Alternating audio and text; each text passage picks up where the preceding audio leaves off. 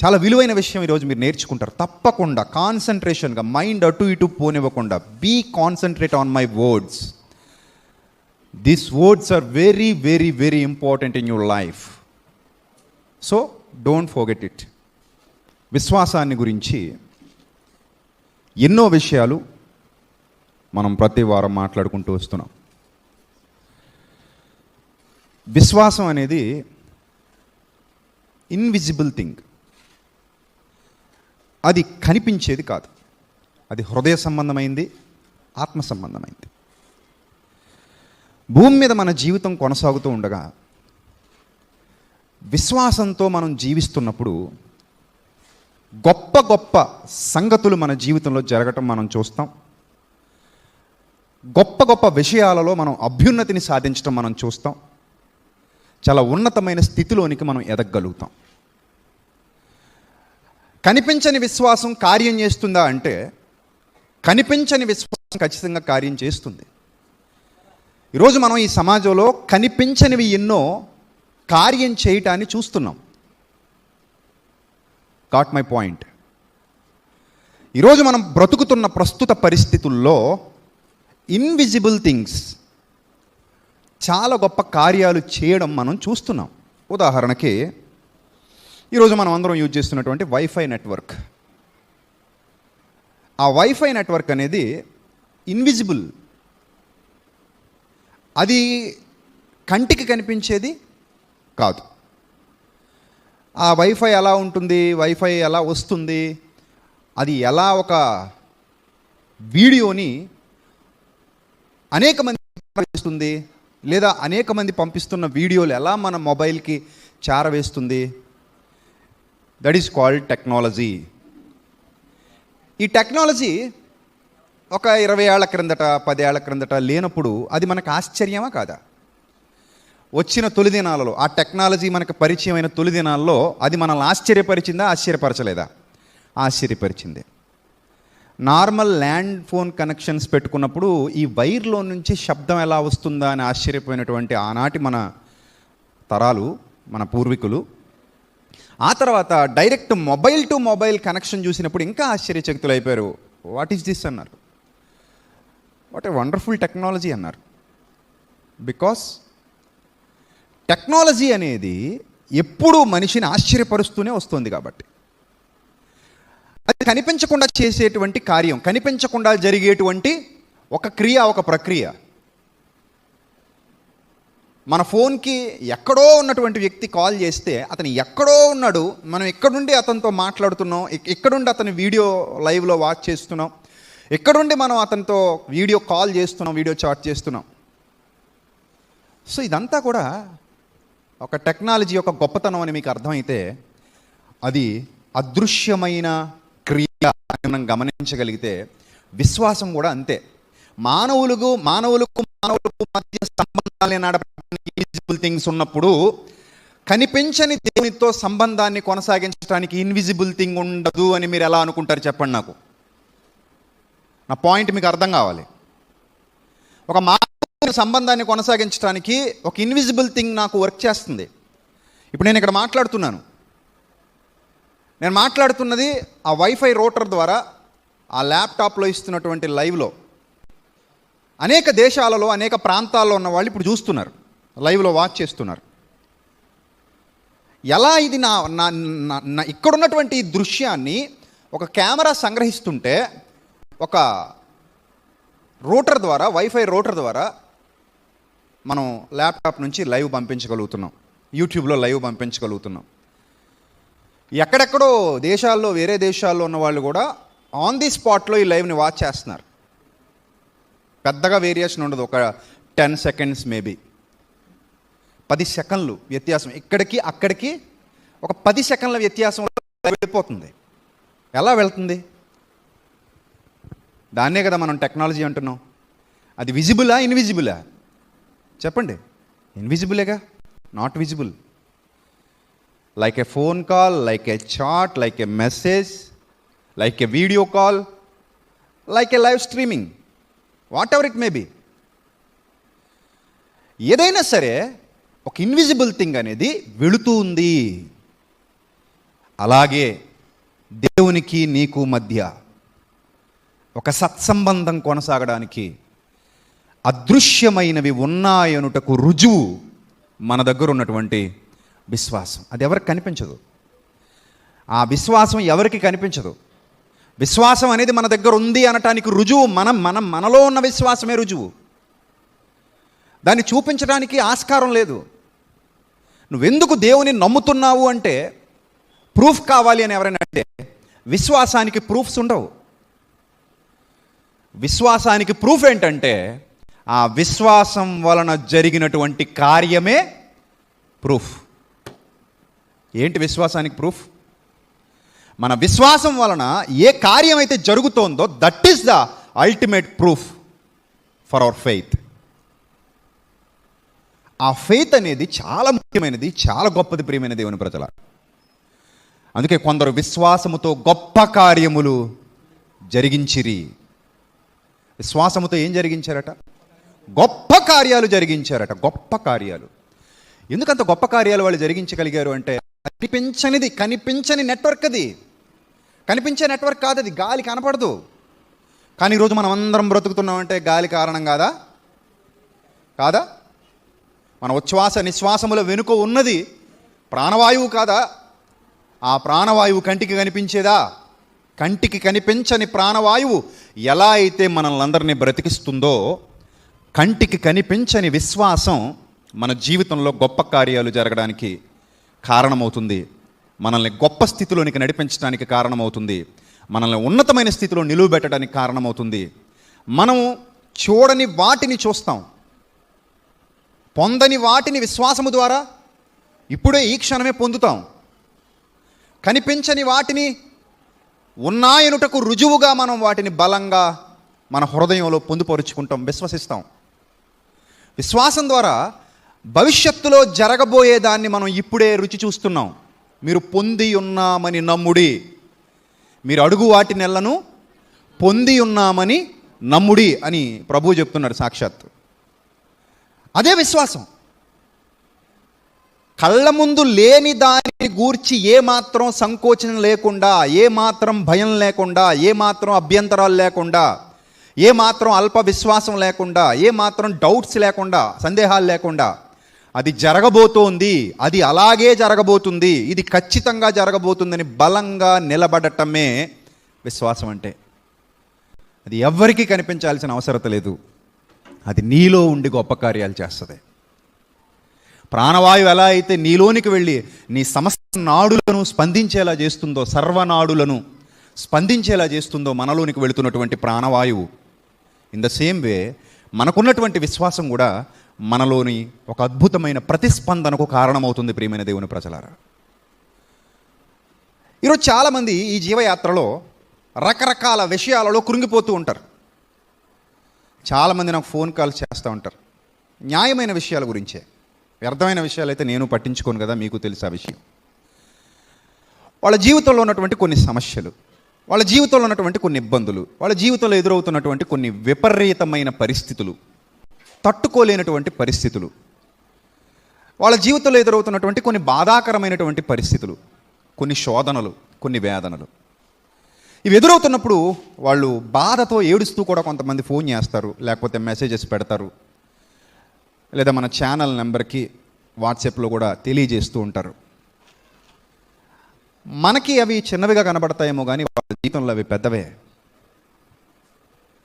మనం అప్పుడప్పుడు అనుకుంటాం, ఈ భూమి మీద ఒక 60 ఏళ్ళు బతకాలి అంటే సరైన పని లభించాలి. అవునా కదా? సరైన పని లభించాలిగా.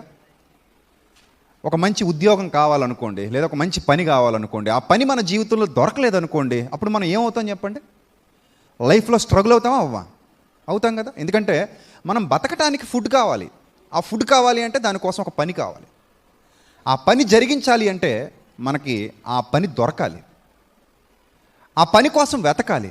వెతుకుతున్నప్పుడు కూడా కొంతమందికి దొరక్కపోతే చాలా ఇబ్బంది పడిపోతూ ఉంటారు.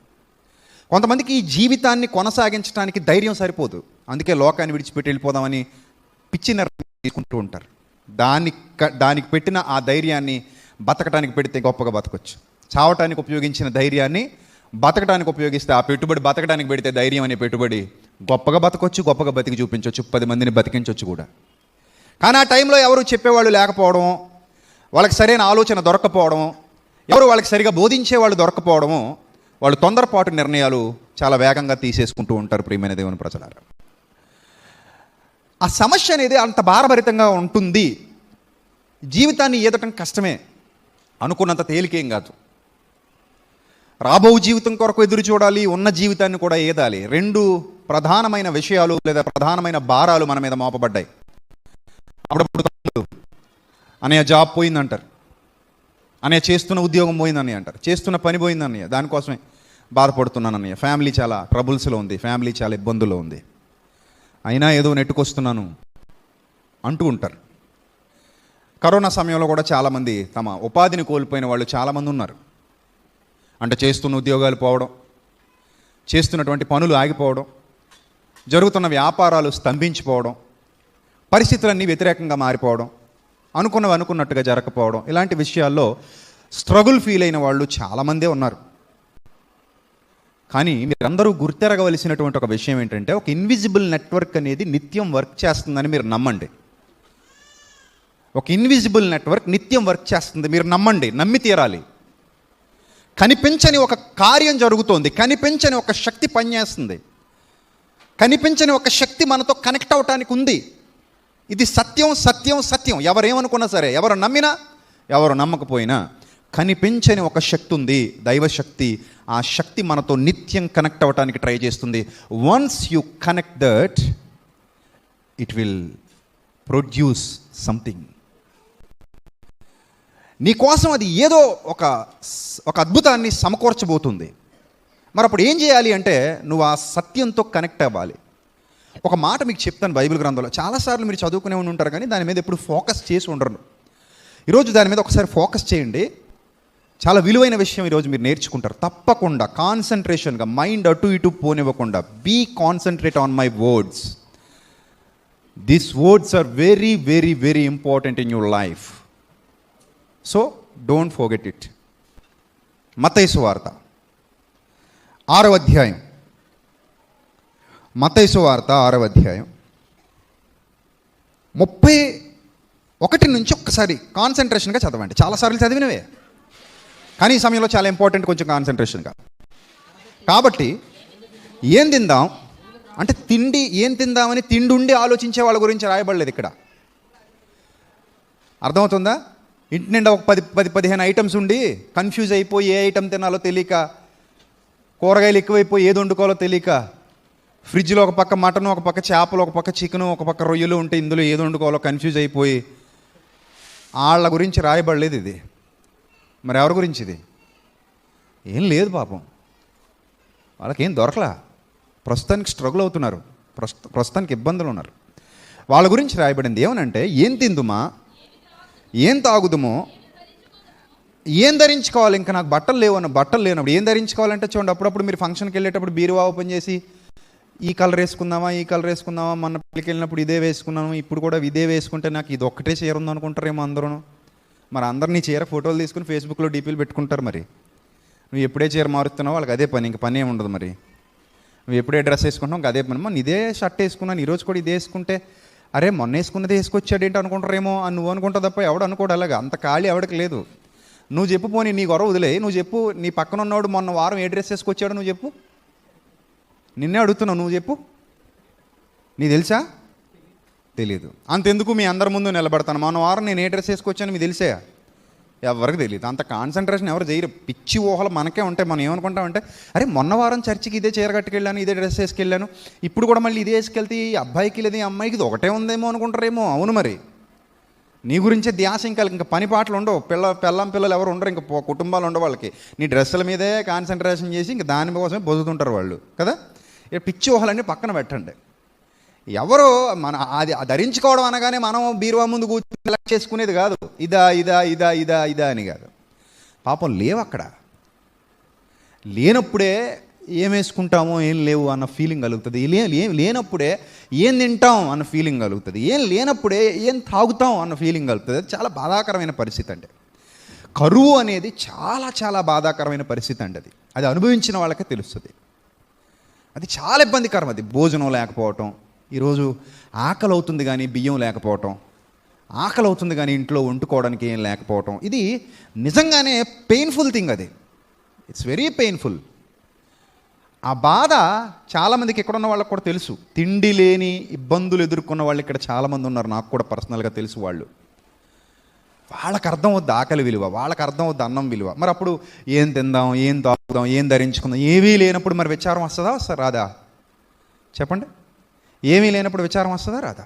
విచారం వస్తుంది కదండి. అయ్యో, నా పిల్లలు ఏమైపోతారో, నా కుటుంబం ఏమైపోతుందో, నా బ్రతుకు ఏమైపోతుందో అన్న బెంగ, భయం, విచారం ఏదో ఒకటి మనిషిని ఆవహిస్తుంది. కానీ ఒకటి గుర్తుపెట్టుకో, కనిపించని ఒక ఇన్విజిబుల్ థింగ్, ఒక విశ్వాసం, ఒక నెట్వర్క్ వర్క్ చేస్తుంది. అది నువ్వు నమ్ము. ఒక నెట్వర్క్ వర్క్ చేస్తుందని నువ్వు నమ్మంతే. ఇప్పుడు నీకు అదే చెప్తున్నాను, ఒక నెట్వర్క్ మన చుట్టూ ఉంది. అందుకే నేను కాల్ చేయగానే ఆ కాల్ అది రిసీవ్ చేసుకుని నేను ఎవరికి దాన్ని పంపించాలో వాళ్ళకి దాన్ని పంపిస్తుంది. నేను ఇమ్మీడియట్గా మాట్లాడగలుగుతున్నాను. హలో అంటున్నాను. హలో, ఎక్కడున్నారు, ఏం చేస్తున్నారు, దిస్ ఈజ్ ద ప్రాబ్లం.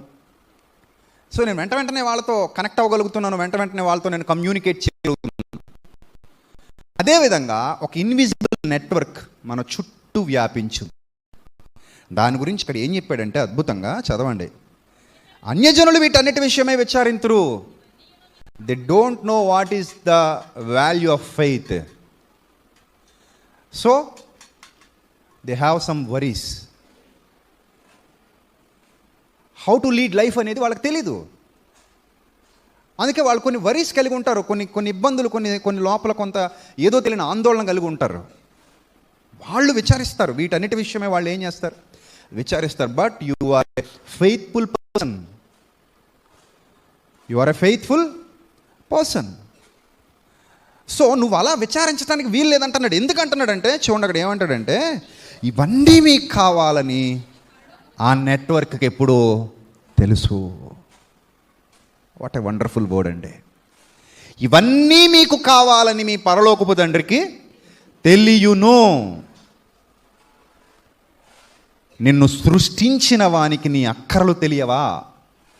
నిన్ను సృష్టించిన వానికి నీ ఇబ్బందులు తెలియవా? నిన్ను సృష్టించిన వానికి నీ సమస్య తెలియదా? నిన్ను సృష్టించిన వానికి నువ్వేంటో తెలియదా? నువ్వు ఎలాంటి స్ట్రగుల్స్ ఫేస్ చేస్తున్నావో తెలీదా?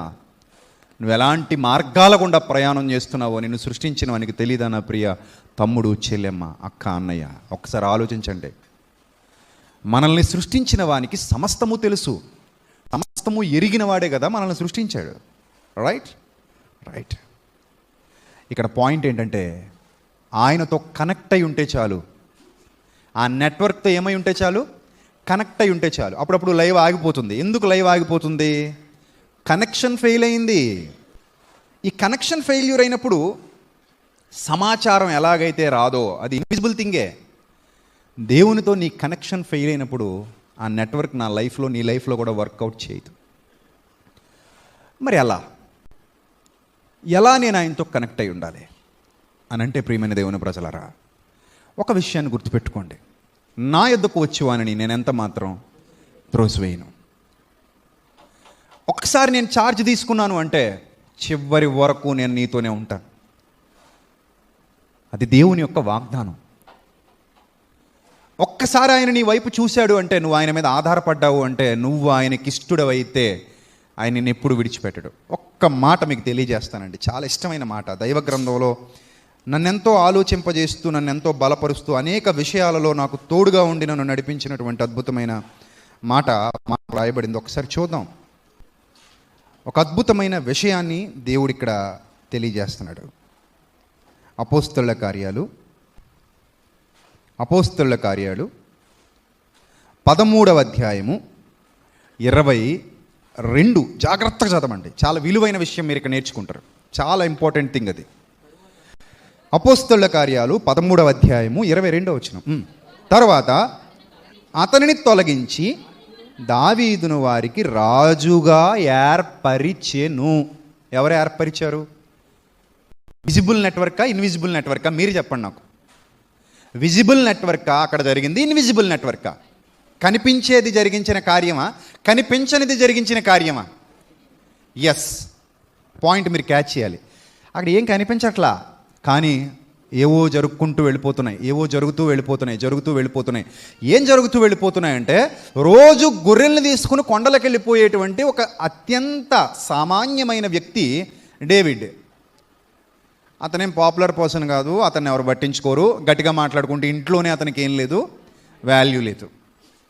సమూయేలు గారు వెళ్ళి, బాబు అభిషేకించడానికి వచ్చాను నీ బిడ్డలనంటే, ఇదిగో 6 అడుగుల అందగాడు ఉన్నాడు మా దగ్గర, ఏలీయాబు, వేసేయి చెయ్యి అంటున్నాడు తండ్రి కూడా, యెషై కూడా. దేవుడు అంటున్నాడు. సమూయేలు గారు కూడా కన్ఫ్యూజ్ అయిపోయారు. అంటే కింగ్ అంటే ఈ మాత్రం ఉండాలి, కంటెంట్ ఉండాలి, ఆ మాత్రం కట్అవుట్ ఉండాలి. ఆ కట్అవుట్ లేకపోతే కింగ్ అంటే బాగోదు. మరి మరుగుజ్జోని తీసుకొచ్చి కింగ్ కింగ్ అంటే, ఏదే కింగ్ ఏంటండి బాబు ఇలా ఉన్నాడు, మరీ ఎదురు బొంగులా ఉంటే కింగ్ అంటారు అనుకుంటారు. కాబట్టి కింగ్ అంటే కింగే ఉండాలండి. ఎలా ఉండాలి కింగ్ అంటే? ఏలీయాబులాగా 6 అడుగులు ఎత్తు, దేహదారుఢ్యం, మంచి బలం, కత్తి పట్టాడంటే అవతలోడు హడలెత్తిపోయి పరిగెత్తిపోవాలి, అంత బాడీ బిల్డర్ అయి ఉండాలి. అలా ఉండాలండి అతనుకున్న కటౌట్ అని అనుకుంటే, సమూయేలు గారు కూడా ఓకే ఐఎమ్ రెడీ అని వెళ్ళిపోబోతున్నారు. ఏం పట్టుకుని? తైలం పట్టుకుని అతన్ని అభిషేకించడానికి. దేవుడు అన్నాడు, స్టాప్ స్టాప్ స్టాప్, సమూయేలు ఆగు, ఇతన్ని నేను చూజ్ చేసుకోలేదు, ఇతను కాదు ఆ పర్సన్, మరొకడు ఉన్నాడు. అతను ఏమడిగాడు? దేవుని దగ్గరికి వెళ్ళి, ప్రభువా నన్ను రాజుని చేస్తావా చేయవని రోజు ప్రార్థన చేసేవాడా? దానికంటే బుద్ధిహీనత ఉంటుందా? అందుకే నేను ఎప్పుడు చెప్తుంటాను, ఆస్తులు అడక్కండి, అంతస్తులు అడక్కండి, వెండి బంగారాలు అడక్కండి, వస్తువులు అడక్కండి, ఏమడక్కండి. అడగటం కంటే కూడా ఆయన భావాలు తెలుసుకుని బతకటం ముఖ్యం. నువ్వు ఆయన భావాలు తెలుసుకుని బతికితే నువ్వు అడగనివి కూడా నీకు అనుగ్రహించబడతాయి. That is the love of God. నువ్వు అడిగితే అనుగ్రహించబడతాం కాదు, నువ్వు అడగకపోయినా అనుగ్రహించేటువంటి నెట్వర్క్ అది. సో కాబట్టి అడక్కో, ఆయనకు ఏది, ఆయన భావాలు ఏంటో ఎరిగి బతకటం నేర్చుకో ఫస్ట్. అర్థమైందా? మీకు అక్కరగానున్నవి ఆయనకి తెలుసని వెంటనే ఏమి రాశాడు తెలుసా అక్కడ? ముందు ఇక్కడ మళ్ళీ అపోస్తల కార్యాలకు వద్దాం. ఒకసారి మత్తయి సువార్తకి వెళ్ళేది కంటిన్యూ చేయండి. మత్తయి సువార్త 6వ అధ్యాయంలో ఏదైతే మనం చదువుకుని ఆపామో అక్కడ నుంచి కంటిన్యూ చేయండి. మరలా ఇక్కడికి వద్దాం, అపోస్తల కార్యాలు 13కి మళ్ళీ వద్దాం. ఇవన్నీ మీకు కావాలని మీ పరలోక తండ్రికి తెలుసు, కాబట్టి మీరు ఆయన రాజ్యాన్ని, నీతిని ఆయన రాజ్యాన్ని ఫస్ట్ చాయిస్గా దాన్ని ఎంచుకోండి. ఆయన పనిని మొదటగా ఎంచుకోండి. ఆయన భావాలు గ్రహించండి, ఆయన ఇష్టాన్ని గ్రహించండి, ఆయన ఇష్టాన్ని తెలుసుకోండి, ఆయనకు ఫస్ట్ ప్రియారిటీ ఇవ్వండి, ఆయన మార్గాల్లో నడవటం నేర్చుకోండి, ఆయన పని చేయడం నేర్చుకోండి, ఆయనకి ఇష్టమైన పని చేయడం నేర్చుకోండి, ఆయన కోరిక ఏంటో తెలుసుకుని దాన్ని నెరవేర్చడం నేర్చుకోండి.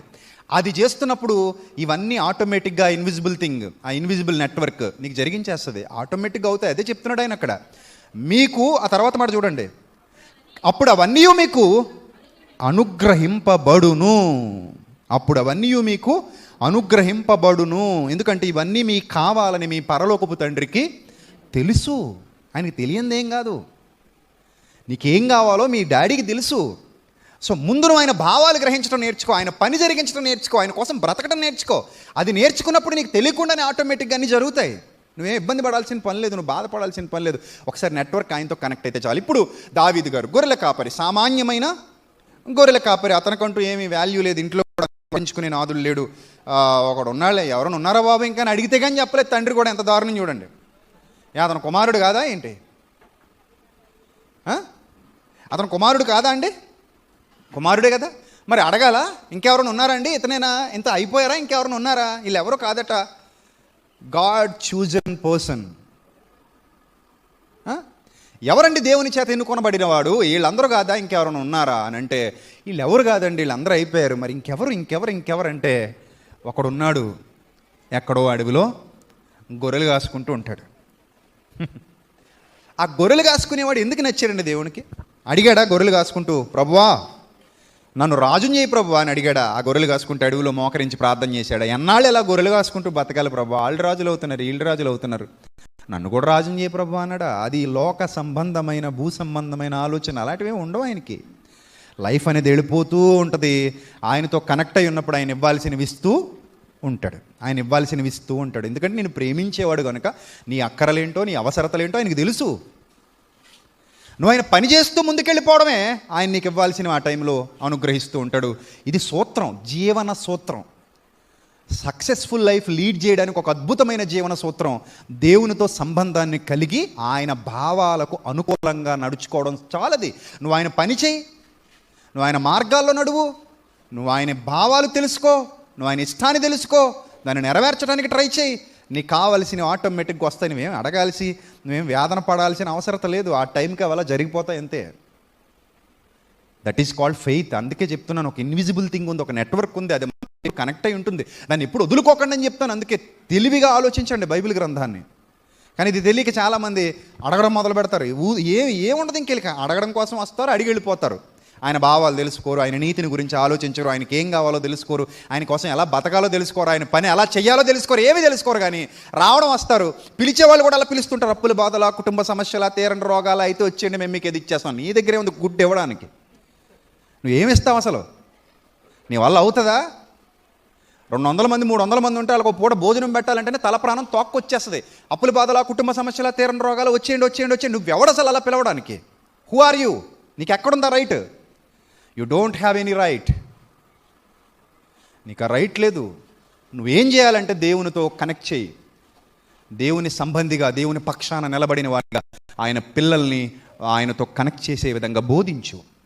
దాన్ని చెయ్యి. దాన్ని చేస్తే ఆటోమేటిక్గా నెట్వర్కే వాళ్ళ జీవితాల్లో వర్క్ చేస్తుంది. నువ్వు చేయలేవు వర్క్. మీ జీవితాన్ని నేను ఏమీ ఉద్ధరించలేను, మీ జీవితాన్ని ఏ బోధకుడు ఉద్ధరించలేడు. మీ జీవితాన్ని ఉద్ధరించేది ఎవరో? దేవుడే. కాబట్టి ఒక బోధకుడి పని ఏంటంటే దేవునితో ప్రజలను కనెక్ట్ చేయాలి, ఆ నెట్వర్క్కి కనెక్ట్ చేయాలి. మీ హృదయాలను తీసుకెళ్ళి ఆ నెట్వర్క్తో ఏం చేయాలి? కనెక్ట్ చేయాలి. అప్పుడప్పుడు టెక్నీషియన్స్ వస్తూ ఉంటారు. ఎందుకు టెక్నీషియన్ వస్తాడు? ఏమండి, ఏసీ కొనేసుకుంటే సరిపోదు. ఏసీని మన ఇంట్లో ఫిక్స్ చేయడానికి ఎవరు రావాలి? టెక్నీషియన్ రావాలి కదా. నీకు నువ్వు తెచ్చేసుకుని నువ్వు చేసేసుకోలేవు కదా. You don't know that work. How to fix AC అనేది నీకు తెలీదు. అది చేయడానికి ఒక పర్సన్ రావాలి, ఒక టెక్నీషియన్ రావాలి. ఆ టెక్నీషియన్ వచ్చి ఏం చేస్తాడంటే ఆ వస్తువుని అక్కడ ఉన్నటువంటి పవర్తో కనెక్ట్ చేస్తాడు. దాన్ని ఎలా సెట్ చేయాలి అలా సెట్ చేస్తాడు. ఆ తర్వాత అది దానంతటా ఆ పవర్తో కలిసి ఏం చేస్తూ ఉంటుంది? వర్క్ చేస్తూ ఉంటుంది. అలాగే మన హృదయాలను కూడా దేవునితో అనుసంధానం చేసేటువంటి బోధ కావాలి. అంతే తప్ప మోసపూరితమైన బోధ కాదు. మా చర్చికి రండి మీకు అద్భుతాలు జరిగిపోతాయి, మా స్వస్థతశాలకు రండి మీకు అద్భుతాలు జరిగిపోతాయి, లేకపోతే మా కార్యక్రమాన్ని ఒకదాన్ని స్పాన్సర్ చేయండి చాలు మీకు అద్భుతాలు జరిగిపోతాయి, ఈ టీవీ మీద చేయి పెట్టండి, ఫ్లెగ్లో వేలు పెట్టండి, అలాగనకండి. తప్పది, అది తప్పది. అది వాక్యానుసారమైన విధానం కాదు. నువ్వు దేవునితో ప్రజల్ని కనెక్ట్ చేయి. ఒక ఇన్విజిబుల్ నెట్వర్క్ ఉంది, అది వాళ్ళకి తెలియచేయి. అదే బైబిల్ చెప్తోంది. ఆ కీ పాయింట్ పట్టుకున్నాం అనుకోండి, ఆటోమేటిక్గా మన లైఫ్ హ్యాపీగా ఆయన ఏం చేస్తాడు? లీడ్ చేస్తాడు. నీ భారము యెహోవా మీద మోపుము, ఆయనే నిన్ను ఆదుకొనును, నీ ప్రవర్తన అంతటి యందు ఆయన అధికారమునకు ఒప్పుకొనుము అన్నాడు కదా. రైట్. ఇప్పుడు మనం జాగ్రత్తగా ఆలోచిస్తే ప్రియమైన దేవుని పిల్లలారా, అంటే దావీదు ఎప్పుడు కూడా నన్ను రాజుని చేయమని ప్రార్థన చేయలేదండి. ఆయనకి అలాంటి హోప్స్ ఏమీ లేవు. కానీ ఒకరోజు ఆయన అడవిలో ఉండగా ఆయన దినచర్య ఏంటంటే కీర్తనలు పాడుకోవటం, కీర్తనలు రాయటం, వాటితో దేవుని స్తుతించటం, ప్రకృతిని చూసి పరవశించిపోవటం, ఆ ప్రకృతిని ఇంత అందంగా చేసినటువంటి దేవుణ్ణి కీర్తించడం, కొనియాడటం, దేవుని భావజాలలో బతకటం. ఇది తప్ప ఇంకా వేరే ఆలోచన ఏమీ తెలియని వాడే దావీదు.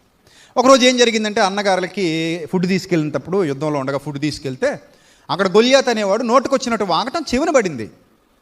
ఆ నోటుకొచ్చినట్టు వాగటం చెవిన పడినప్పుడు అది యుద్ధాలు చేసి జయించే కాలం కనుక, ఒక రాజ్యం మీదకి మరో రాజ్యం దండయాత్ర చేసి యుద్ధాలు చేసి జయించే కాలం కనుక, ఆ కాలంలో కోపం వచ్చి బాలుడైనప్పటికీ రోషం కలిగిన వాడే సున్నతి లేని ఫిలిస్తీయుడు సర్వోన్నతుడైన దేవుణ్ణి ఇష్టం వచ్చినట్టు దూషిస్తున్నాడు.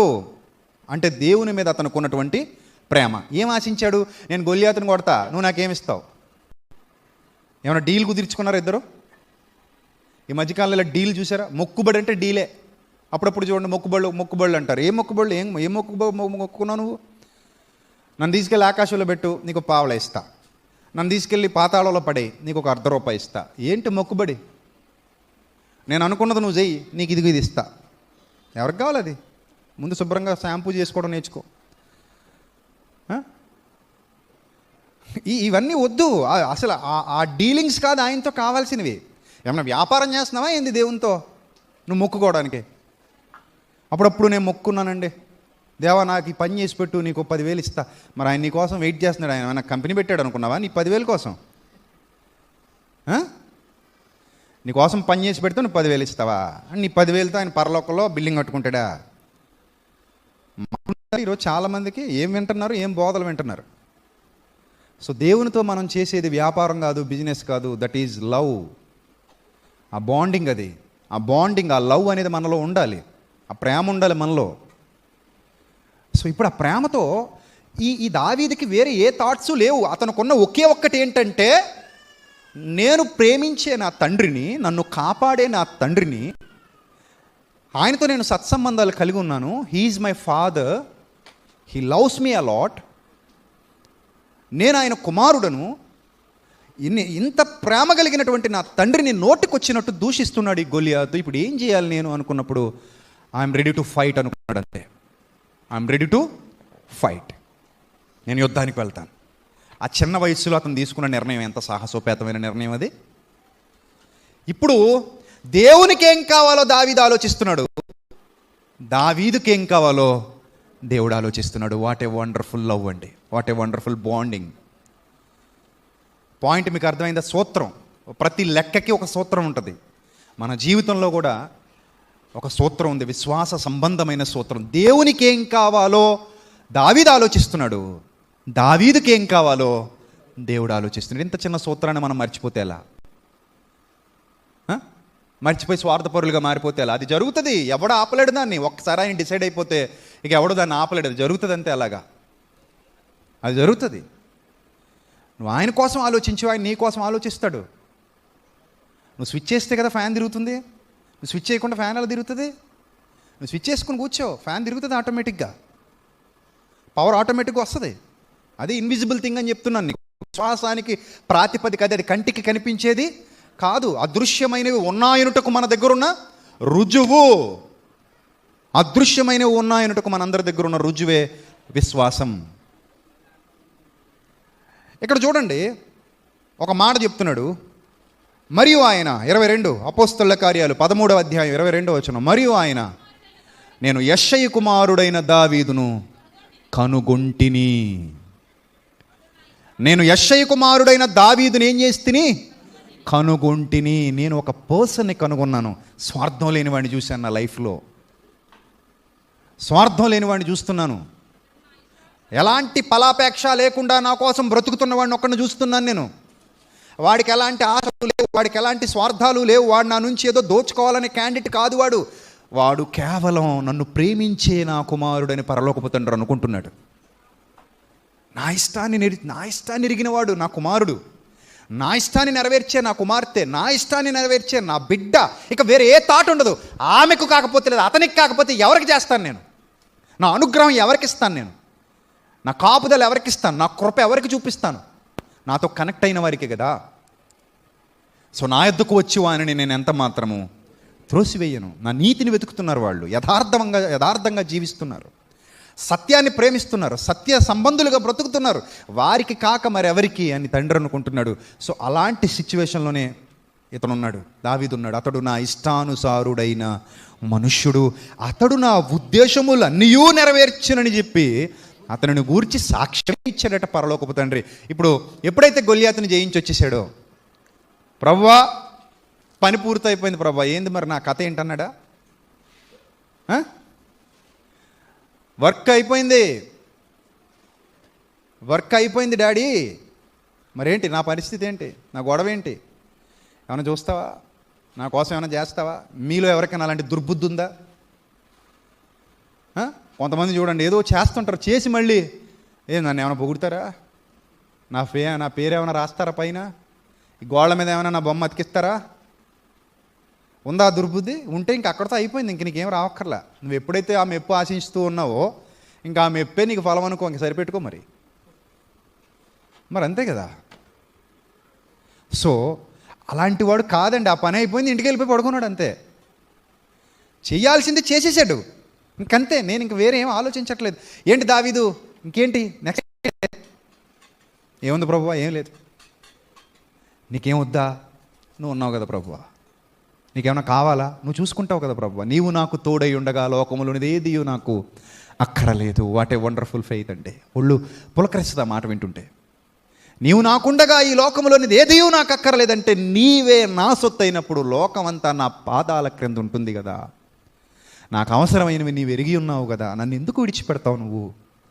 నీ హస్తాల క్రింద నేను భద్రపరచబడుతున్నాను, నీ హస్తాల క్రింద నేను దాచబడ్డాను, నువ్వు చూసుకుంటావు ప్రభువా, నేను మాత్రం నీ భావాలు ఎరిగి బ్రతుకుతాను. అప్పుడు ఆ భావజాలం కలిగి ఉన్నప్పుడు దేవుడు నిర్ణయం తీసేసుకున్నాడట. ఏ నిర్ణయం తీసుకున్నాడట? తర్వాత అతనిని తొలగించి దావీదును వారికి రాజుగా ఏర్పరిచెను. సో ఎప్పుడైతే దేవునికి ఆలోచన ఉందని తెలిసిందో, సమూయేలు ద్వారా అయిపోయిందో, తొక్కటం మొదలుపెట్టాడు, చంపటానికి ట్రై చేస్తున్నాడు, ఈటలు విసురుతున్నాడు, బూతులు తిడుతున్నాడు, అందరిని రెచ్చగొడుతున్నాడు, ఏదో విధంగా అతన్ని హత్య చేయాలని చూస్తున్నాడు. కూతురునిచ్చి పెళ్లి చేశాడు, ఆ కూతురు ద్వారా ఇతన్ని ఇబ్బంది పెట్టాలని చూశాడు. ఏదో విధంగా అతన్ని బాధించాలి, శోధించాలి, ముల్లుగా ఉండాలని ఇచ్చాడట మేకాల్ని. దావీదు జీవితంలో ఎలా ఉండాలట? అది ఒక మంచి ముళ్ళు, ఒక బాకును పక్కలో పెట్టుకుని పడుకున్నట్టు అనమాట. ఖచ్చితంగా అటు దొలినప్పుడు ఇటు దొలినప్పుడు దిగిపోవాలి అంతే గుండెల్లో. అలాంటి ఒక స్త్రీని దావీదు గారికి వివాహం చేశారు. సో ఇన్ని శోధనలు ఎదురవుతున్నా, ఇన్ని బాధలు ఎదురవుతున్నా, ఇన్ని ఇబ్బందులు ఎదురవుతున్నా, దేవుడు మాత్రం అతనికి తోడుగా ఉండే, నీకేం కావాలో నాకు తెలుసు దావీదు, నువ్వు బెంగ పెట్టుకోకు, నేను తీసుకెళ్తాను, నిన్ను ఎక్కడికి తీసుకెళ్లాలో, నేను నడిపిస్తాను, నేను ఎక్కడికి నడిపించాలో, నేను చూసుకుంటాను, నీకేం కావాలో. నువ్వు అలా కనెక్ట్ అయ్యి ఉండా నెట్వర్క్తో. పైపులో నీళ్ళు వస్తున్నాయి. ఎక్కడుంది ట్యాంకు? మన వాటర్ ట్యాంకు మీ ఇంట్లో ఉందా? వాటర్ ట్యాంక్ మీ ఇంట్లో ఉందా? పబ్లిక్ వాటర్ ట్యాంక్ ఎక్కడుంది? ఎక్కడో ఊరిలో మధ్యలో ఉంది. కానీ టైంకి మీ ఇంట్లో ట్యాప్ ఇప్పగానే ఏమొస్తున్నాయి? చెప్పే, అదేం పెద్ద ఇంజనీరింగ్ లెక్క ఏం కాదు, నువ్వేం బీటెక్ చేయక్కర్లేదు ఇది చెప్పడానికి, అంత అలా చూడకు. దానికి నీకు కనెక్షన్ ఉంది అంతే. ఆ ట్యాంక్తో నీ ఇంట్లో పైప్కి ఏముంది? కనెక్షన్ ఉంది. ఆ ట్యాంక్తో నీ ఇంట్లో పైప్కి కనెక్షన్ ఉంది కాబట్టి డైరెక్ట్ అక్కడ వాటర్ రిలీజ్ చేయగానే నీ ఇంట్లోకి వచ్చి పడిపోతున్నాయి. సో దేవునితో ఒక చక్కటి కనెక్షన్ మనకు ఉన్నప్పుడు జరిగేది అలా జరుగుతుందండి. వదిలేడు ఆయన. ముందు నువ్వు ఆయన పని చేయి, ఆయన నీతిని వెతుకు, ఆయన ఇష్టాన్ని నెరవేర్చి ఏం ఆశించకు. ప్రభువా నేను నీ కోసం ఉన్నానంతే, నా లైఫ్ మొత్తం నువ్వే లీడ్ చేస్తావు నాకు తెలుసు. ఇందుకు దావీదేం అడగలేదండి. ప్రభా ఎన్నాళ్ళు గొర్రెలు గాయమంటావు ప్రభా, వాళ్ళు పెద్దోళ్ళు అయిపోయారు, వీళ్ళు పెద్దోళ్ళు అయిపోయారు, వాళ్ళ జీవితాలు బాగున్నాయి, వీళ్ళ జీవితాలు బాగున్నాయి, నా జీవితం ఎలాగుంది, ఏంది ప్రభా ఇది? ఎన్ని పాటలు రాశాను నీ కోసం, ఎన్ని పాటలు రాశానయ్యా చెప్పు. ఎవడని రాశాడని నేను రాసినట్టు పాటలు, ఎంత మంచి పాటలు రాశానే, నిన్ను అర్థం చేసుకుని రాసిన పాటలు అయ్యావి. నీ మీద ఎంత ప్రేమ లేకపోతే నా గుండెల్లో నుంచి అంత మంచి పాట వస్తుందయ్యా. నీ మీద నాకున్న ఆ ప్రేమ ఆ పాట ద్వారా అయినా అర్థం చేసుకోవయ్యా. ఎలాంటి కీర్తనలు అయ్యా నేను రాసినవని ఏనాడైనా అడిగాడా? ఇంత చేస్తే నా కోసం నువ్వు ఏమి చేసావు చెప్పు. అసలు నువ్వు ఉన్నావా? ఉంటే కళ్ళు మూసుకున్నావా? ఇలాంటివే లేవు. అది ఎప్పుడు అడగడు. ఎందుకంటే అతడు నా ఇష్టానుసారుడైన మనుష్యుడు. అతడు నా ఉద్దేశాలు నెరవేరిస్తే నేను అతనికి ఏం చేయాలో అది చేస్తా. నేను అసలు అతని కోసం ఏం చెయ్యాలో అది చేస్తా. మీకు ఒక అద్భుతమైన విషయం చెప్తాను. ఫిలదెల్ఫియాలో యథార్థంగా జరిగినటువంటి సంఘటన. ఫిలదెల్ఫియాలో ఒక అనాథ ఉండేవాడు, అతని పేరు జాన్. అతడికి చిన్నపాటి ఉద్యోగం, అది ఎప్పుడు పోద్దో తెలియదు. అందరూ వర్షం వస్తుంది ఆనందపడుతుంటే మాత్రం వర్షం వస్తున్నప్పుడు ఏడుస్తూ కూర్చునేవాడట. ఎందుకు ఏడుస్తూ కూర్చునేవాడు తెలుసా? ఆ వర్షానికి అతని ఇంట్లో చిందర వందర గందరగోళం అయిపోయేది. మొత్తం అతనుకున్న చిన్నపాటి వస్తువులన్నీ తడిచిపోయేవి. పైన ఒక మంచి షెడ్ కూడా అతని జీవితంలో లేదు. నెల వచ్చేసరికి అందరికీ జీతాలు ఆనందపడుతుంటే అతని ఆనందం మాత్రం చేతిలో మంచు ముక్కలా అయిపోయేది. అతనికి జీతం వచ్చేది, కానీ ఒక మంచు ముక్క చేతిలో పెడితే ఎలా అయితే ఉంటుందో అతని జీతం కూడా అలాగే ఉండేది. ఆ రోజు కూడా ఆనందం ఉండేది కాదు, అంత తొందరగా ఆ జీతం కరిగిపోయేది. పరిస్థితులు రోజు రోజుకి చాలా హీనంగా మారిపోతున్నాయి. చాలా బాధాకరమైన పరిస్థితి. అతనికి పూట గడవట్లేదు. ఒక్కోసారి తింటున్నాడు, ఒక్కోసారి తినట్లేదు. అలాంటి జీవితాన్ని జీవిస్తున్నటువంటి ఆ యవనస్తుడు తనకంటూ ఎవరూ లేని పరిస్థితిలో ఒకరోజు పేపర్లో ఒక వార్త చూశాడు. ఒక మంచి ఉద్యోగం, నీ స్థాయికి తగిన ఉద్యోగం ఒకటి ఉంది, వేకెన్సీ ఉంది, సో ఎవరికైనా ఇంట్రెస్ట్ ఉంటే వచ్చి సంప్రదించవచ్చు అని చూశాడు. మీరు గమనించండి, అతనిలో ఒక విశ్వాసపు టెక్నాలజీ, ఒక విశ్వాసం అనేటువంటి ఒక నెట్వర్క్ కొనసాగుతుంది. సరి అయిన సమయంలో అది వర్క్ చేస్తుంది. ఏనాడు అతడు దేవుని సన్నిధిలో మోకరించి, ప్రభువా నా షెడ్ చూసావా, ఏ రోజైనా ఇలా నీళ్లు గారిపోతున్నాయి, నీకేమైనా మనసు ఉందా, ఇంతగా ప్రార్థిస్తున్నాను కదా, కనీసం నాకు ఒక మంచి ఇల్లు ఇవ్వలేవా, నాకు ఒక మంచి ఉద్యోగం ఇవ్వలేవా, నేను నీ కుమారుణ్ణి కదా, నేను ఒక రోజు తింటే ఒక రోజు తినట్లేదు, నా ఆకలి బాధ అర్థం చేసుకోవా నువ్వు అని ఏనాడు దేవుణ్ణి నిందించినవాడు కాడు. ఏనాడు తన పరిస్థితి గురించి దేవుని యొద్ద బాధపడినవాడు కాదు, ఆయన అవమానపరిచినవాడు కాదు. ఏదో జరగబోతుందన్న హోప్తో బ్రతుకుతున్నాడు. లైఫ్ ఎప్పుడు ఇలాగే ఉండిపోదు, త్వరలో ఏదో జరగబోతుంది, ఏదైనా ఆయనే చూసుకుంటాడు. నన్ను పుట్టించినవాడు, బ్రతికిస్తున్నవాడు, నన్ను నడిపిస్తున్నవాడు, నన్ను మధ్యలో చెయ్యి విడిచిపెట్టేవాడు కాదు. తీరం చేర్చేదాకా ఆయన కునుకడు, నిద్రపోడు. ఆ విశ్వాసంతో అతడు ఎదురు చూస్తూ ఉన్నాడు. ఒకరోజు ఇంటర్వ్యూకి వెళ్ళాల్సిన పరిస్థితి వచ్చింది. కానీ అదే రోజు వాళ్ళ చర్చ్లో పని పడింది. అదేంటంటే వాళ్ళ చర్చ్ అంతా కలిసి, వాళ్ళ టీం అంతా కలిసి కుష్ఠరోగులకు పరిచర్య చేయడానికి వెళ్తున్నారు. అట్ ద సేమ్ టైం వాళ్ళకి సువార్త ప్రకటించడానికి కూడా బయలుదేరుతున్నారు. అదే రోజు ఇంటర్వ్యూ ఉంది. సో ఇప్పుడు అతను అక్కడికి వెళ్ళిపోతే ఎంత తొందరగా వెళ్ళినా ఇంటర్వ్యూకి రీచ్ అవ్వడానికి దాదాపు 1 గంట అరగంట లేట్ అవ్వచ్చు. అయినా కూడా అతనికి పిలుపు వచ్చింది. సో అతడు విశ్వాసంతో వెళ్ళిపోయాడు. ఆడ వెళ్ళిపోయి అక్కడ చేస్తున్నది మంచి పని. కొంతమంది అన్నార్తులకు వాళ్ళకి ఇబ్బందులు పరామర్శించి వాళ్లకు సేవ చేసేటువంటి అవకాశం లభించింది, సేవ చేస్తున్నాడు. ఎందుకంటే వాళ్ళతో పోల్చుకుంటే తన పరిస్థితి కొంచెం మెరుగే కదా, అదే భావించాడు. వాళ్ళతో పోల్చుకుంటే నా పరిస్థితి మెరుగే ఉంది, ఇప్పుడు నా సహాయం వాళ్ళకే అవసరం. ఈ పిలుపు నాకు వచ్చింది కాబట్టి, నాకు చర్చ్ పని అప్పగించింది కాబట్టి ఈ పనిని నేను దిగ్విజయంగా పూర్తి చేస్తాను. ఒక అరగంట గంట లేట్ అవుతుంది. సో మొత్తం మీద వెళ్ళాడు, ఆ పని పూర్తి చేస్తున్నాడు. దేవుని పనిలో అతను నిమగ్నమయ్యాడు. చర్చ్ ద్వారా జరుగుతున్నటువంటి కార్యక్రమం, సేవా కార్యక్రమం, ఆ సువార్త పనిలో లేదా ఆ సేవా పరిచర్యలో అతడు పాలిభాగం తీసుకుంటున్నాడు. అతని దగ్గర ఇవ్వడానికేం లేదు. ఇప్పుడు వాళ్ళకి భోజనం పెట్టాలన్నా కొంత ధనం చర్చ్ సేకరిస్తుంది, ఒక పరిచర్య జరిగించాలన్నా కొంత ధనం చర్చ్ సేకరిస్తుంది. ఎందుకంటే మూకుమ్మడిగా చేసేటువంటి సేవా కార్యక్రమాలు ఇవి. వారందరూ కలిసి వాళ్ళ దగ్గర ఉన్న ధనాన్ని కొంత కొంత కొంత కొంత పోగు చేసి చేసేటువంటి సేవా కార్యక్రమాలు. సో ఇప్పుడు అతనికి ఇవ్వడానికి ఏమీ లేదు, కానీ చేయడానికి మాత్రం అతని ఒంట్లో కొంత శక్తి మిగిలి ఉంది. ఆ శక్తిని అతను వినియోగిస్తున్నాడు. ఆ శక్తితో అతను పని చేస్తున్నాడు. ఆ పనికి వెళ్ళాడు. పని పూర్తయిన తర్వాత 1 గంట లేటుగా ఇప్పుడు అతను ఎక్కడికి వెళ్ళాలి, ఆ ఉద్యోగం కోసం వెళ్ళాలి. వెళ్ళాడు. అతను ముందు 20 మంది ఉన్నారు. ఇప్పుడు అతను ఎన్నోవాడు, 21వ వాడు. అంటే ఆ ఉద్యోగం నిజంగా వస్తే ఇతనికి 20 మందిని దాటుకొని రావాలి. అప్పుడు అతను ఏం చేశాడంటే ప్రయత్నం లోపం లేకుండా అతను ఆ ప్రయత్నాన్ని విరమించుకోకుండా ఒక చిన్న చీటీ రాశాడట. ఏమని రాశాడో తెలుసా? చీటీ, ఒక పేపర్ తీసుకున్నాడు, తొందరగా ఒక చీటీ రాశాడు. ఆ చీటీ రాసి అక్కడ ఉన్నటువంటి ఆ మేనేజర్కి ఎవరైతే పిఏ ఉన్నారో ఆ పిఏ దగ్గరికి పరిగెత్తుకెళ్ళాడు. ఆమె చేతిలో పెట్టాడు. దయచేసి నవ్వుతూ, వినయంతో, వినమ్రతతో, విధేయతతో నవ్వుతూ ఈ చీటీ కొంచెం మేనేజర్ గారికి అందించండి అని చెప్పి వెళ్ళి మళ్ళీ ఆ 21వ ప్లేస్లో నిలబడ్డాడు. ఆమె లోపలికి వెళ్ళింది. ఇతని మీద ఎందుకు కనికరం కలిగిందో, ఎందుకు జాలి కలిగిందో తెలియదు. లోపలికి వెళ్ళింది, ఇచ్చింది. అతడు ఆ చీటీ ఓపెన్ చేశాడు, నవ్వుకున్నాడు. ఆ నవ్వుకుంటున్న చీటీ ఆమె చేతికి ఇస్తే ఆమె కూడా చూసింది, నవ్వుకుంది. ఇంతకీ ఏం రాశాడు తెలుసు అందులో? సార్, నేను లోపలికి వచ్చేటప్పుడు ఒక మంచి బోర్డు చూశాను. ఆ బోర్డు మీద మీ విశ్వాసం నాకు కనబడింది. నేను కూడా మీ వంటి విశ్వాసము కలవాడనే, నేనేమై ఉన్నానో అది దేవుని కృప వలనే అయి ఉన్నాను అనే ఒక మాట అతను అతికించుకున్నాడు అక్కడ. మీరు 20 మందిని చూడండి, కానీ తొందరపడి ఎవరిని సెలెక్ట్ చేసుకోకండి. 21వ వాడిగా నన్ను కూడా ఒకసారి చెక్ చేసిన తర్వాత మీరు నిర్ణయం తీసుకోండి అని రాసి పంపించాడు. అతను నవ్వుకున్నాడు. ఆ ఉద్యోగం ఎవరికి వచ్చిందో మీకు ఇంకా అర్థమైపోయి ఉండాలి. That is the confidence. మీరు 20 మందిని చూడండి, నేను వద్దని అనట్లేదు, కానీ 21వ వాడిగా ఆ 15వ వాడిని చూసినప్పుడు ఇంకా 6 వద్దులే, ఈ 15వ వాడితో సరిపెట్టేసుకుందామని మాత్రం దయచేసి అనుకోకండి. 21లో మీకోసం ఒక ఆనిముత్యం ఎదురు చూస్తుంది. వీళ్ళందరికంటే గొప్పగా నేను పనిచేస్తాను, వీళ్ళందరికంటే నమ్మకంగా నేను పనిచేస్తాను, వీళ్ళందరికంటే ఉన్నతంగా నేను పనిచేస్తాను, ఎందుకంటే నేను స్వార్థపరుణ్ణి కాదు. సో ఒక మంచి ఉత్తరం రాసి పంపించాడు, మంచి చీటీ రాసి పంపించాడు. ఆ చీటీ అతని జీవితంలో పనిచేసింది. ఇప్పుడు మీరు ఆలోచించండి, అక్కడ ఏమైనా ఒక విజిబుల్ కార్యక్రమం ఏమైనా కనబడిందా?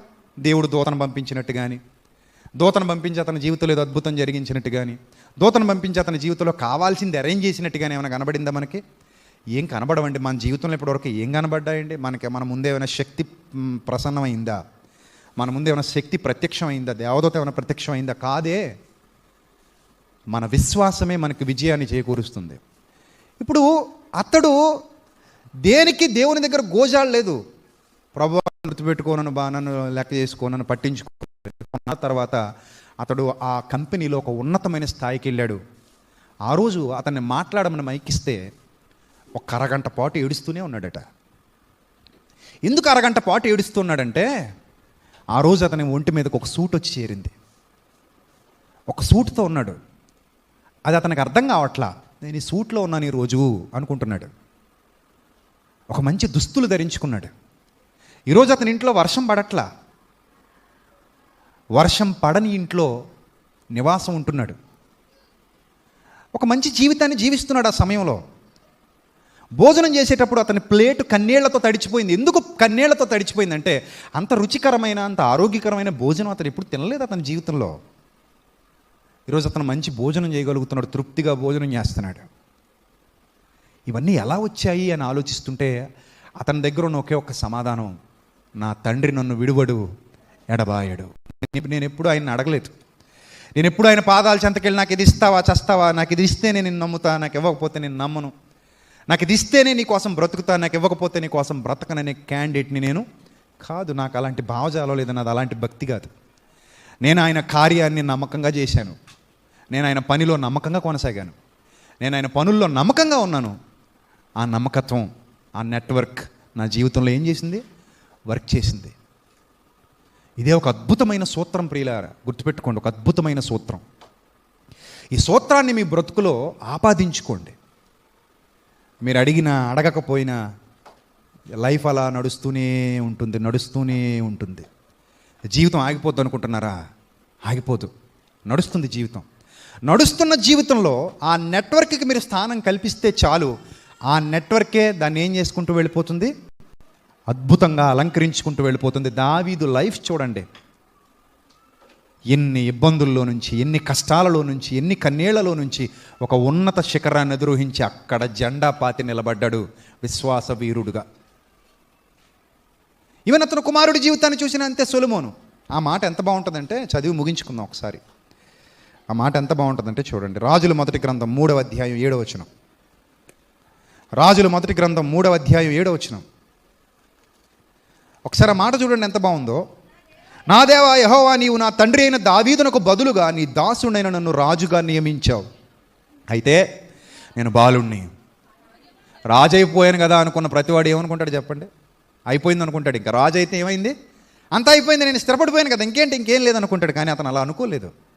అతను ఏమన్నాడంటే, నేను బాలుణ్ణి, కార్యాలు జరుపుటకు నాకు బుద్ధి సరిపోదు, నీ దాసుడైన నేను నీవు కోరుకున్న జనుల మధ్య ఉన్నాను. వారు విస్తరించి ఉన్నందున వారిని లెక్కపెట్టుటయో, వారి విశాల దేశమును తనిఖీ చేయుటయో అసాధ్యం. ఇంత గొప్పదైన నీ జనమునకు న్యాయము తీర్చగలవాడు ఎవడు?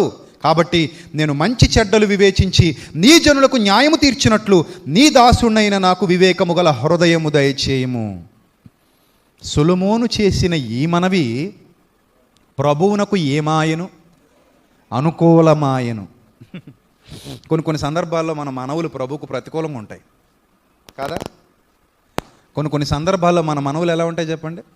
ప్రభుకి ప్రతికూలంగా ఉంటాయండి. ప్రతికూలమైన మనవికి సమాధానం రాదు. ఎంత అద్భుతమైన ప్రార్థన చూడండి. ఇందులో ఏమైనా స్వార్థం ఉందా? నో, ఎలాంటి స్వార్థం లేదు. ఎలాంటి స్వార్థం లేకుండా చేసినటువంటి ఒక అద్భుతమైన ప్రార్థన. అందుకే దేవునికి ఏమైంది? అది అనుకూలంగా ఉందండి. ఎంత మంచి ప్రార్థన చేస్తున్నాడని పరలోకం నుంచి ప్రభు పొంగిపోతూ చూస్తున్నాడు. నీ కాకపోతే ఎవరికైనా ఆయన ఇవ్వాల్సింది అనుకున్నాడు అంతే. నా ఉద్దేశములు నెరవేర్చుచున్నావు గనుక నీకు కాకపోతే ఇంకెవరికి. అప్పుడు చూడండి అసలు ఎంత బాగుంటుందంటే ఆ మాట. దేవుడు అతనికి ఇలాగూ సెలవిచ్చాను. 11వ వచనం, రాజుల మొదటి గ్రంథం 3వ అధ్యాయం 11వ వచనం. దేవుడు అతనికి ఇలాగూ సెలవిచ్చాను, దీర్ఘాయువునైనను ఐశ్వర్యమునైనను నీ శత్రువుల ప్రాణమునైనను అడుగక, న్యాయములను గ్రహించుటకు వివేకం అనుగ్రహించమని నీవు అడిగితివి. వివేకము కలిగి దేవుని వెదకు వారు కలరేమో అని దేవుడు ఆకాశం నుండి నరులను పరిశీలించి, నువ్వు అడిగింది చాలా న్యాయంగా ఉంది. వివేకం కావాలని నువ్వు అడిగావు గనుక నీవు ఇలాగున అడిగినందున నీ మనవి ఆలకిస్తున్నాను. బుద్ధి వివేకము గల హృదయము నీకిస్తున్నాను. పూర్వీకుల వాడొక్కడూ లేడు, ఇక మీదట నీ వంటి వాడొక్కడు ఉండడు.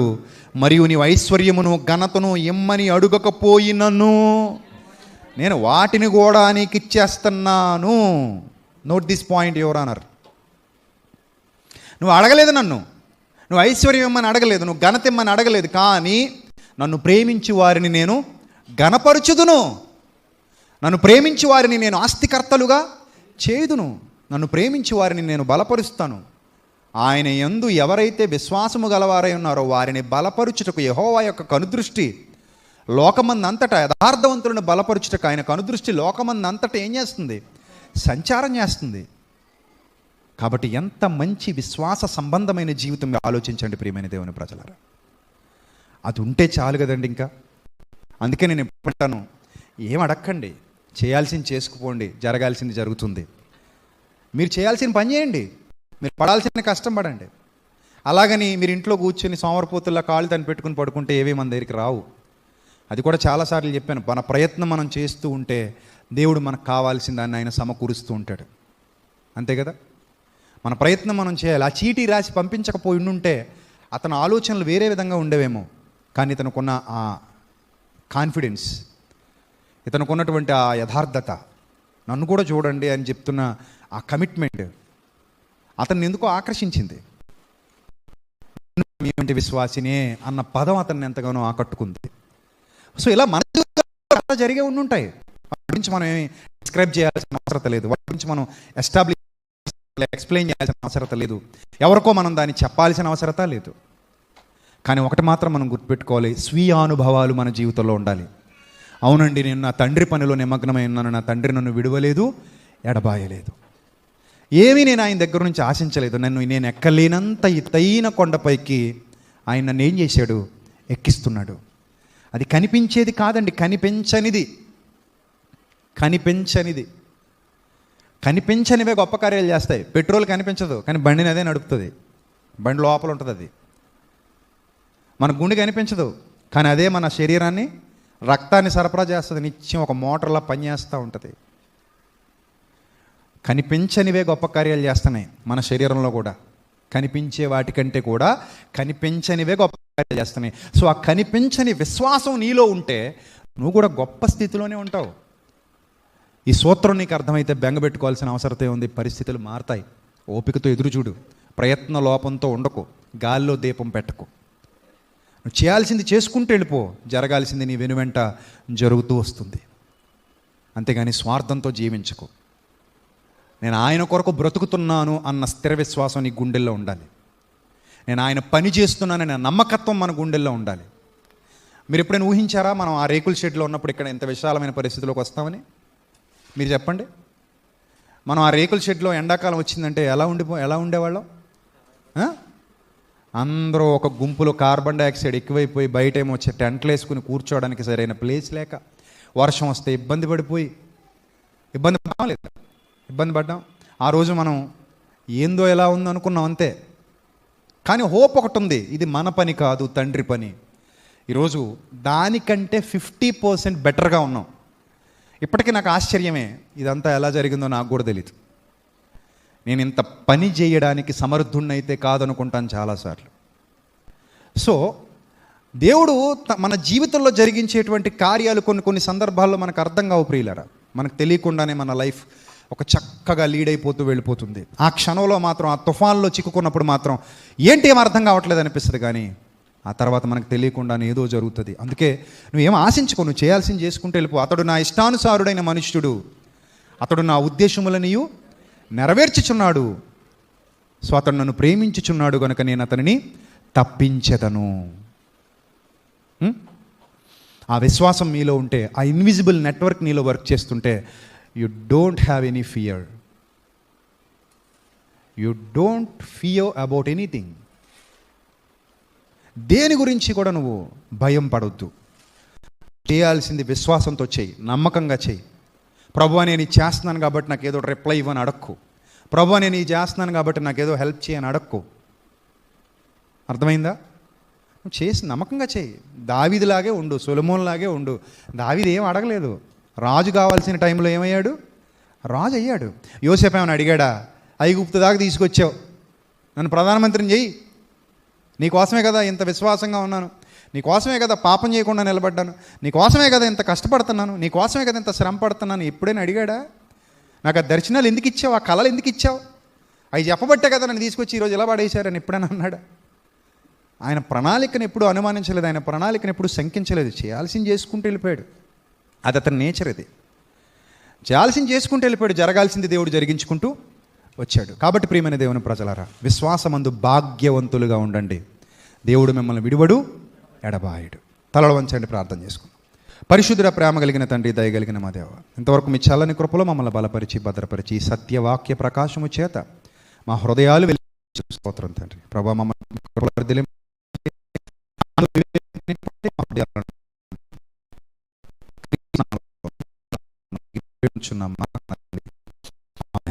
అందరికీ వందనాలు. May God bless you all, love you all, thank you.